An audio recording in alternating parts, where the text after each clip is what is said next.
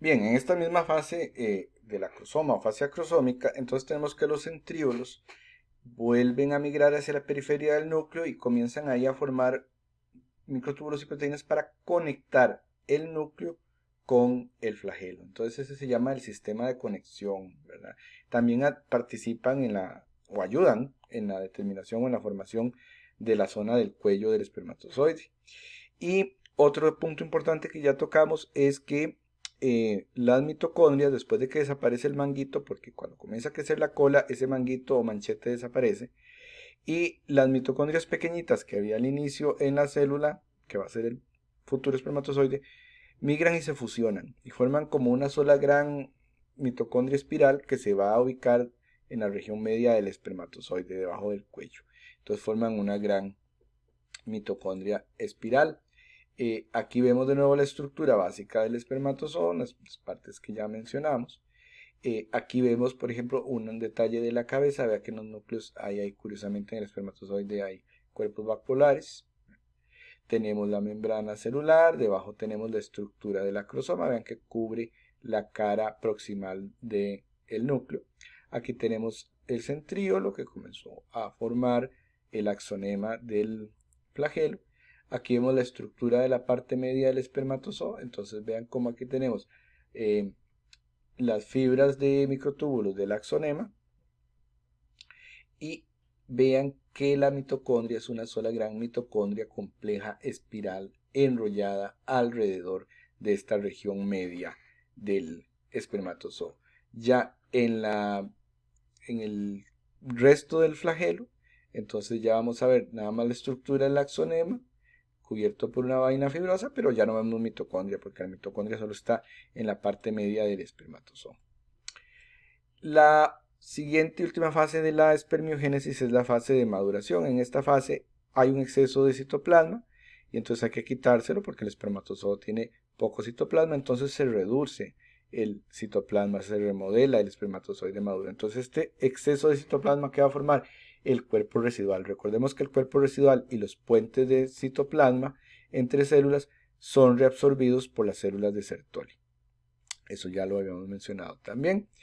Y entonces las espermátides se liberan y ya son espermátides maduras que van a terminar de evolucionar para formar espermatozoides maduros. Entonces, como vemos aquí un resumen, desde que tenemos la espermátide, ¿verdad?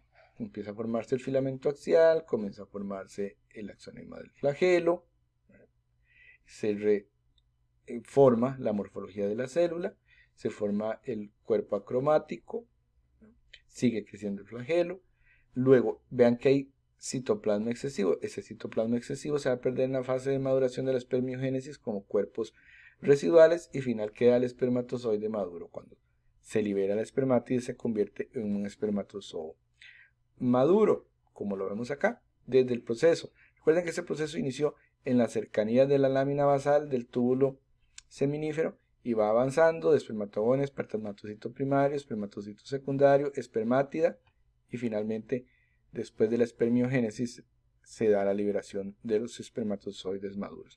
Dependiendo de la tasa de velocidad o la cantidad de espermiación que haya en el testículo es que va a haber mayor o menor cantidad de espermatozoos en el eyaculado, es decir, en el semen. ¿Y a dónde se liberan estos espermatozoides? Ya dijimos, en la luz o lumen de cada túbulo seminífero y de ahí van a pasar por la rete testis y van a llegar hasta el epidídimo donde terminan de madurar y de tomar motilidad. Se van acumulando en el epidídimo listos para que cuando vaya a haber una eyaculación, entonces los espermatozoides salgan, como lo vimos en clases anteriores.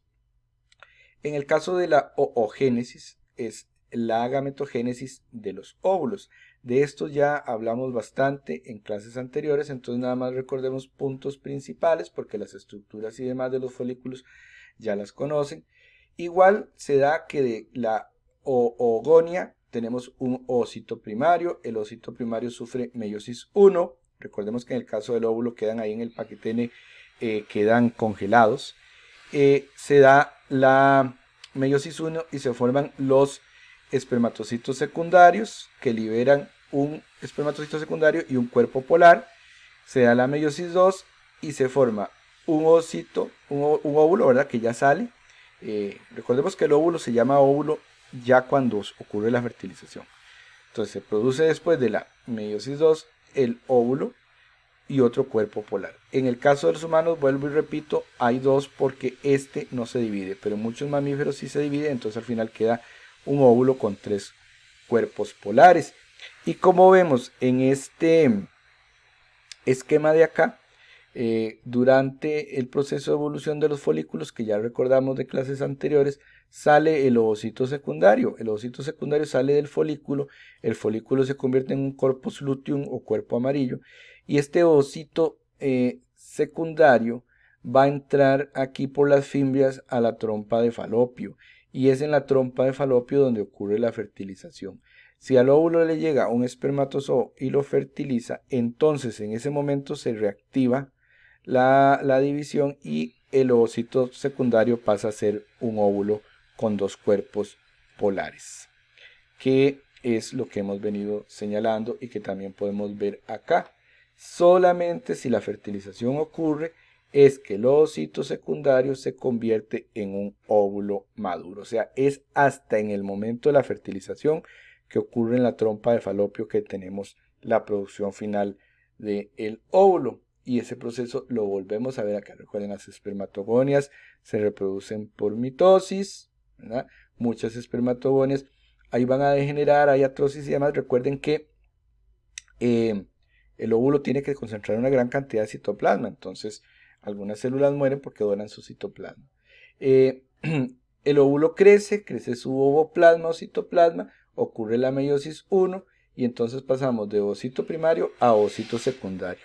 Y después el ovocito secundario va a salir del ovario y va a ocurrir la fecundación en las trompas de falopio, y entonces en ese momento es que ocurre la formación del último cuerpo polar y del óvulo maduro. Continuamos en la siguiente sesión de la videoclase.